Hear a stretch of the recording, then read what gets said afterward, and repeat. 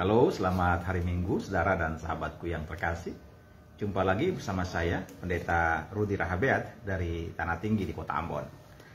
Semoga di hari Minggu ini, saudara sekalian tetap dalam keadaan sehat bersama dengan keluarga. Dan izinkan saya pada kesempatan ini berbagi sedikit informasi pada saudara dan sahabat sekalian dalam proses kita saling belajar bersama.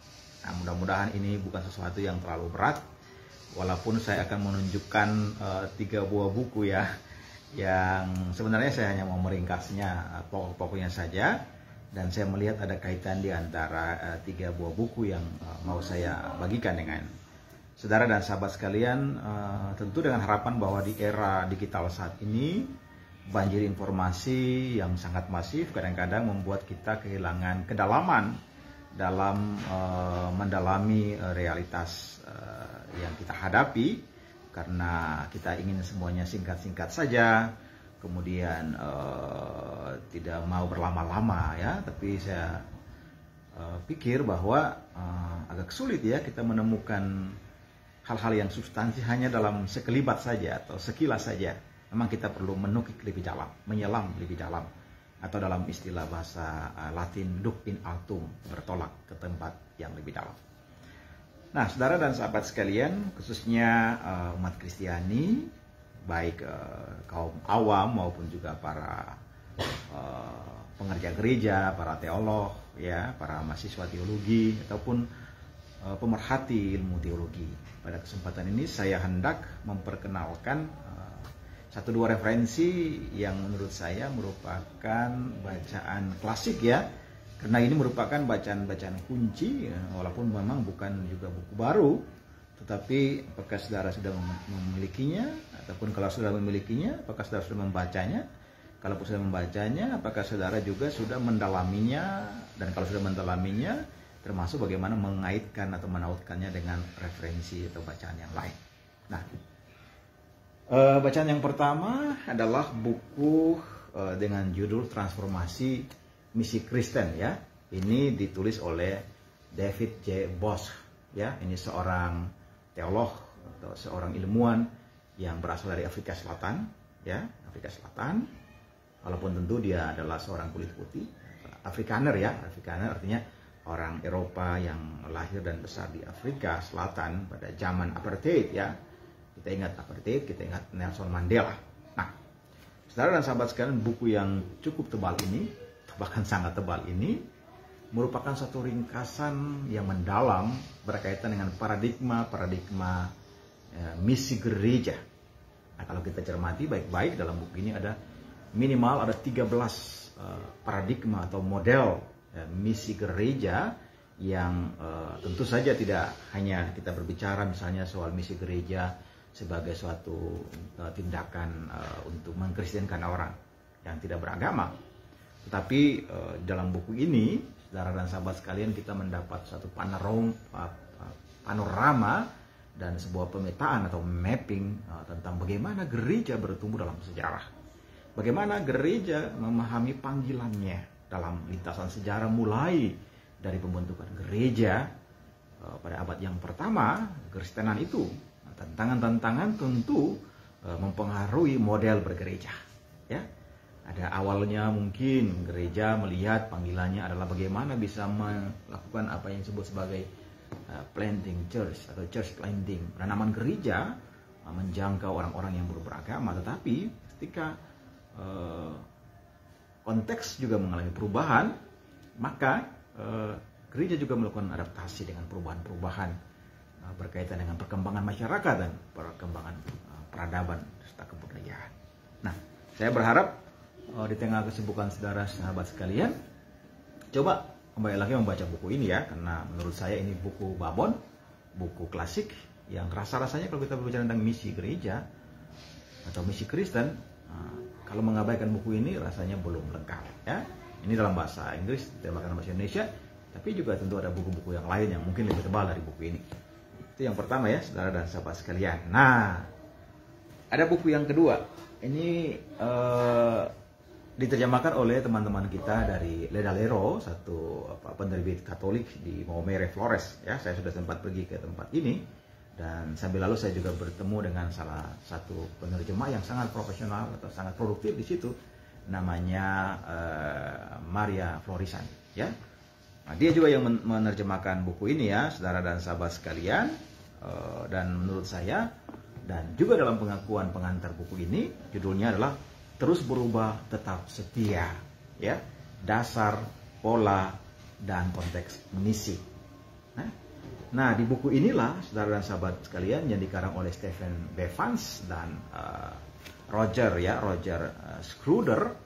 Di buku inilah ada semacam pengakuan bahwa buku ini adalah kelanjutan dari masterpiece atau magnum opus dari buku David Bosch. Jadi ini buku yang pertama dan ini buku yang kedua yang ditulis untuk meneruskan buku yang pertama tadi. Dan di kata pengantar buku ini, saudara dan sahabat sekalian, kedua teolog Katolik ini memberikan apresiasi kepada buku pertama tadi, Transformasi Misi Kristen. Dan di sini mereka melakukan pendalaman berkaitan dengan perjalanan misi gereja dari abad ke abad, ya, sampai kita masuk ke abad 21 di saat ini.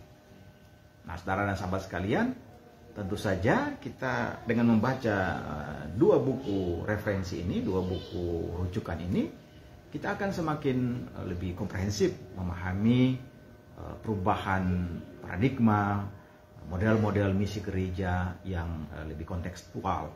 Dan kita tidak hanya menyempitkan misi, mereduksikan misi seakan-akan itu hanya suatu panggilan proselitisme atau proses di mana seakan-akan kita mesti dalam Matius pasal 28 ya, untuk jadikan semua bangsa muridku secara harfiah. Dan kadang-kadang itu juga menimbulkan ketegangan ya, teristimewa dengan umat beragama yang lain. Nah, saudara dan sahabat sekalian, memang dibutuhkan pendalaman, dibutuhkan map, peta secara global, sehingga kita tidak mengalami kebuntuan ya dalam melihat apa sih panggilan kita sebagai gereja di tengah-tengah masyarakat, gereja di tengah agama-agama yang lain. Ya, kita tahu bahwa Konsili Vatikan II juga telah mengoreksi satu ungkapan klasik, extra ecclesia nulla salus. Di luar gereja tidak ada keselamatan. Nah, tentu saja itu sesuatu yang cukup sensitif. Kalau tidak dilihat baik-baik bisa saja menimbulkan salah tafsir, seakan-akan gereja hendak mendominasi semua hal. Padahal kebenaran-kebenaran itu juga terbuka dan Allah bekerja dalam sejarah yang juga penuh dengan rahasia, misteri, dan kita juga tidak serta-merta bisa mengklaim dan membatasi kebebasan atau kehendak bebas Allah itu. Nah, dua buku ini cukup tebal ya, saudara dan sahabat sekalian, tapi saya merekomendasikan di tengah berbagai aktivitas, sempatkan waktu ya, satu hari mungkin selama seminggu ya, atau 1 jam sehari, saudara harus membaca buku yang tebal-tebal, buku yang serius, supaya kedalaman kita dalam berpikir itu juga kita pertahankan ya.